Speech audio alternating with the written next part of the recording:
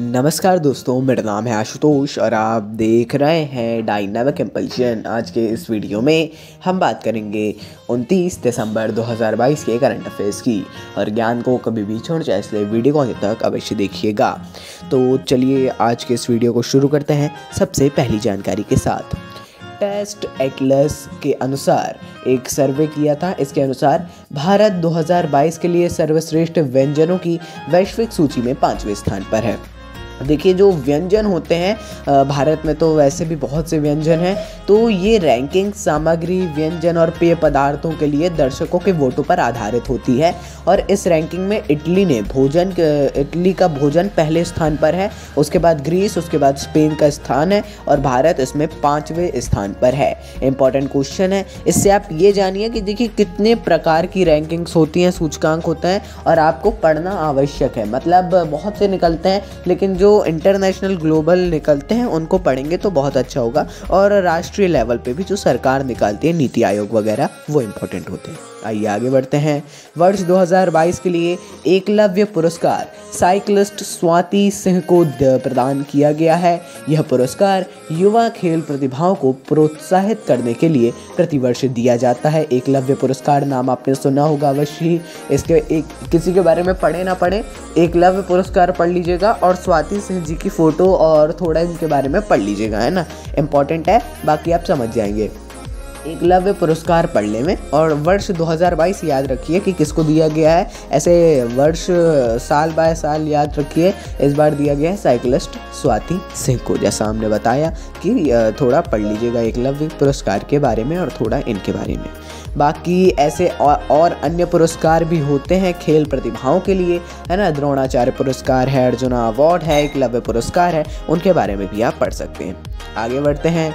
भारतीय state bank, SBI, ICICI bank और axis bank ने मार्च 2023 तक यूनिफाइड पेमेंट इंटरफेस यानी UPI पर रुपे क्रेडिट कार्ड जारी करने की घोषणा की है। वर्तमान में union bank of India, Punjab national bank, Indian bank और HDFC बैंक UPI प्लेटफॉर्म पर रुपे क्रेडिट कार्ड सेगमेंट में लाइव हो गए हैं, है ना। मार्च 2022 तक अब भारतीय स्टेट बैंक, ICICI बैंक और एक्सिस बैंक भी ऐसा करने लगेंगे। अच्छी बात है। बाकी उतना इंपॉर्टेंट क्वेश्चन तो नहीं कहूँगा, लेकिन हाँ फिर भी देख लीजिएगा, थोड़ा पढ़ लीजिएगा इसके बारे में। चलिए अगली जानकारी की ओर बढ़ते हैं। अगली जानकारी को देखते हैं। कानपुर के शोधकर्ताओं ने एक कृत्रिम हृदय विकसित किया है। सबसे इंपॉर्टेंट क्वेश्चन, कृत्रिम हृदय विकसित किया है जो हृदय संबंधी समस्याओं से पीड़ित लोगों के लिए बहुत मददगार साबित होगा, ऐसा बताया जा रहा है। बयान है ऐसा। ट्रायल में सफलता मिलने के बाद अगले 2 साल में इंसानों में ट्रांसप्लांटेशन भी किया जा सकेगा। एक ये सबसे ज़्यादा इम्पॉर्टेंट है। एक बहुत ज़्यादा बड़ी बात होती है कृत्रिम हृदय को, कृत्रिम हृदय के बारे में सोचना भी एक बड़ी बात है। बाकी ऐसा विकसित किया है IIT कानपुर के शोधकर्ताओं ने। बहुत बहुत शुभकामनाएं इन्हें। बाकी इसके बारे में बहुत पढ़ने की आवश्यकता है, इसके बारे में अवश्य पढ़िएगा। आइए आगे बढ़ते हैं।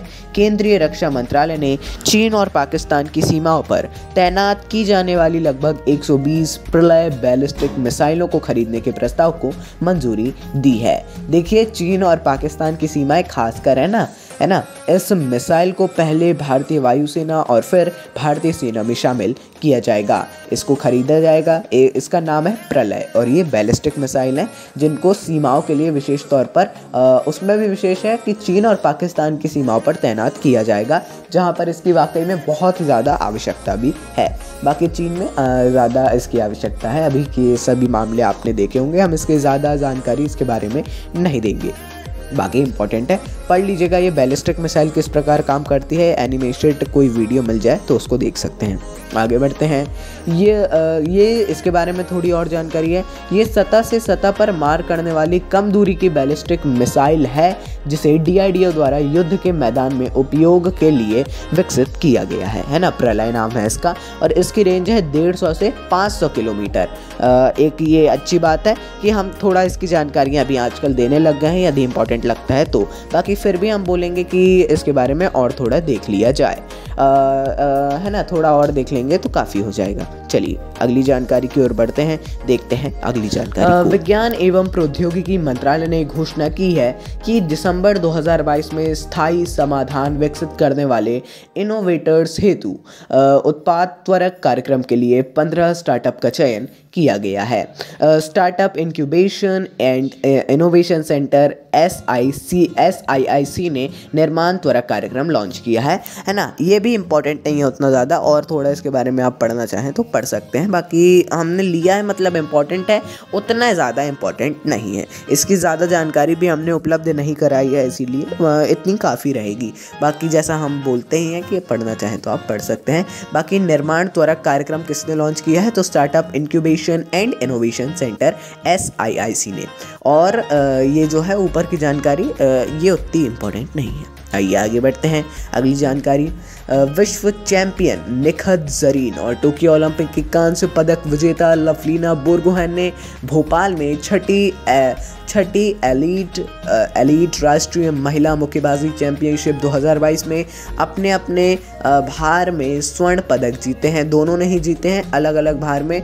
और रेलवे टीम 10 पदकों के साथ पदक तालिका में शीर्ष रही, जबकि मध्य प्रदेश और हरियाणा क्रमशः दूसरे और तीसरे स्थान पर रहे हैं, है ना। ये भोपाल मध्य प्रदेश में ही इसको आयोजित भी किया गया था। निखत जरीन और लवलीना बोरगोहेन का नाम तो आपने टोक्यो ओलंपिक में सुना ही होगा। आगे बढ़ते हैं। केरल के मुख्यमंत्री पिनाराई विजयन का निर्वाचन क्षेत्र धर्मदास दिसंबर 2022 में भारत का पहला पूर्ण पुस्तकालय निर्वाचन क्षेत्र बन गया है। पूर्ण पुस्तकालय निर्वाचन क्षेत्र है। केरल जो भारत में 100% साक्षरता का दर्जा हासिल करने वाला पहला राज्य है। भारत का एकमात्र ऐसा राज्य भी है जहां हर गांव में एक पुस्तकालय है। इसकी जानकारी भी हमने जब इसकी घोषणा की गई थी तब आपको दी थी। तो चलिए दोस्तों, ये थी अंतिम जानकारी। बाकी मिलते हैं अगले वीडियो में ऐसी ही नई जानकारी के साथ। नमस्कार, डायनामिक इम्पल्शन।